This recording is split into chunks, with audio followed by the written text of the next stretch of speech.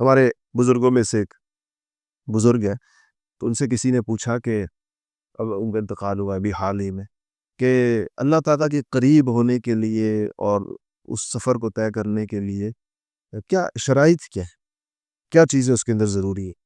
تو انہوں نے کہا کہ دیکھو یہ جو جہاز ہے، جہاز کی مثال دی، کہا جو جہاز ہے اڑتا تو آسمانوں میں ہے، لیکن یہ بنتا آسمانوں پر ہے یا زمین پر بنتا ہے؟ اب جی زمین پر بنتا ہے، اس کے سارے اجزاء زمین پر ہوتے ہیں۔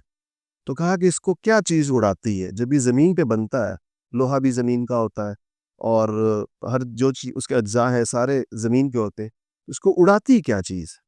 تو انہوں نے کہا کہ جی دو چیزیں اڑاتی ہیں، ایک اس کو فیول اڑاتا اور ایک اس کو پائلٹ اڑاتا، یعنی یہ دو شرائط اس کے لیے لازمی ہے کہ فیول بھی ہونا چاہیے اور پائلٹ بھی ہونا چاہیے۔ تو انہوں نے کہا کہ یہی معاملہ انسان کا ہے، انسان بھی پیدا زمین سے ہوا، اور اللہ جل شانہ کا جو تعلق ہے ظاہر ہے کہ وہ ایک آسمانی چیز ہے، جس طرح جہاز آسمانوں میں جاتا۔ تو کہا اس کے لیے انسان کو دو چیزوں کی ضرورت پڑتی ہے، ایک یہ کہ اس کے اندر فیول ہو، یعنی اللہ تعالیٰ کی اطاعت کا، اعمال کا، نیکی کا، یہ فیول اس کے اندر جو لے کر جا کر یہ جو آپ کی نمازیں ہیں، حج ہے، زکوٰۃ ہے، ذکر ہے، جو شریعت کے جتنے بھی احکامات پر عمل کیا ہے، یہ وہ فیول ہے اصل۔ اور دوسرا کہا کہ پائلٹ، تاکہ سمت صحیح رہے۔ اگر بغیر پائلٹ کے صرف فیول ڈال کے کوئی جہاز اڑا دیا جائے تو وہ کہاں جائے گا خدا جانے۔ اس لیے کوئی ایسا رہبر، کوئی ایسا مربی، کوئی ایسا استاد، کوئی ایسا شیخ جو اس کا رستہ ٹھیک رکھے، اس کو شریعت کے رستے کے اوپر رکھے، سنت کے رستے کے اوپر رکھے، شریعت اور سنت کے رستے سے اس کو ڈائیورٹ نہ ہونے دے، ادھر ادھر نہ ہونے دے۔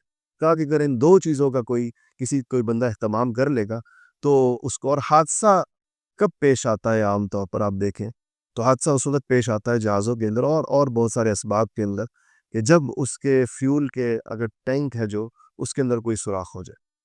تو اسی طرح گناہوں کے جو اسباب ہیں یہ انسان میں سے فیول نکال دیتے ہیں۔ آپ جو بھی نیکی کرتے ہیں اس کے نتیجے میں آپ کے اندر ایک چیز پیدا ہوتی ہے، ایک روح پیدا ہوتی ہے، ایک اسپرٹ پیدا ہوتا ہے، ایک خاص قسم کے سیول کا ایک فیول پیدا ہوتا ہے۔ نیکی کا یہ خاصہ ہے، نماز پڑھ کر ایک ایمانی کیفیت پیدا ہوتی ہے، قرآن پڑھ کر ایک ایمانی کیفیت پیدا ہوتی ہے، تلاوت کر کے ایک ایمانی کیفیت پیدا ہوتی ہے۔ اب یہ کیفیت ایک سٹیم کی طرح انسانی جسم میں ہوتی ہے، اور یہ سٹیم اور یہ ایندھن انسان کو نیکی کے کاموں پر چلاتا ہے۔ انسان سے غلطی کیا ہوتی ہے کہ اس کے اندر اس سے سوراخ ہو جاتا ہے، وہ سوراخ ہوتا ہے گناہوں کی وجہ سے، ایک دم وہ سارا کا سارا سٹیم اس کا نکل جاتا ہے، وہ دوبارہ سے خالی ہو جاتا ہے۔ اب جب یہ خالی ہو جاتا ہے تو یہ شیطان و نفس کے ہاتھ میں چلا جاتا ہے، اب وہ اس کو جہاں لے کر جانا چاہتے ہیں وہ اس کو لے کر جاتے ہیں۔ تو یہ تیسری احتیاط اس کے ساتھ انسان کو یہ کرنی ہوتی ہے کہ اعمال کے ذریعے سے اس نے جو اپنے اندر ایک کیفیت پیدا کی ہے، اس کیفیت کی اس نے حفاظت کرنی ہوتی ہے۔ اگر وہ اس کی حفاظت نہیں کرے گا تو پیدا ہوگی اور پھر نکل جائے گی، پیدا ہوگی اور پھر نکل جائے گی۔ اور یہ جو انسان کی یہ جو اس کی میں سوراخ ہوتا ہے اس فیول بکس کے اندر یا فیول ٹینک کے اندر، وہ ہوتا ہے انسان کے اپنے اعضاء کے ذریعے سے۔ جب اس کی نگاہ کنٹرول سے باہر نکلتی ہے، یا اس کا کان غلط سنتا ہے، یا اس کی زبان غلط بولتی ہے، اس کی آنکھ غلط دیکھتی ہے، اس کے ہاتھ غلط پکڑتے ہیں، حرام کی طرف بڑھتے ہیں، تو یعنی اسی اعضاء کے استعمال کی وجہ سے ہی انسان اس کے اندر مبتلا ہوتا ہے۔ تو انسان کو اصل میں کنٹرول کس کا چاہیے ہوتا ہے؟ اپنے اعضاء کا کنٹرول چاہیے۔ یعنی وہ انسان کامیاب سمجھا جائے گا جس کے اعضاء اس کے کنٹرول کے اندر ہیں، اور وہ اس کو سمجھتا ہے کہ ان کا استعمال کہاں پر جائز ہے اور کہاں پر اس کا استعمال ناجائز ہے۔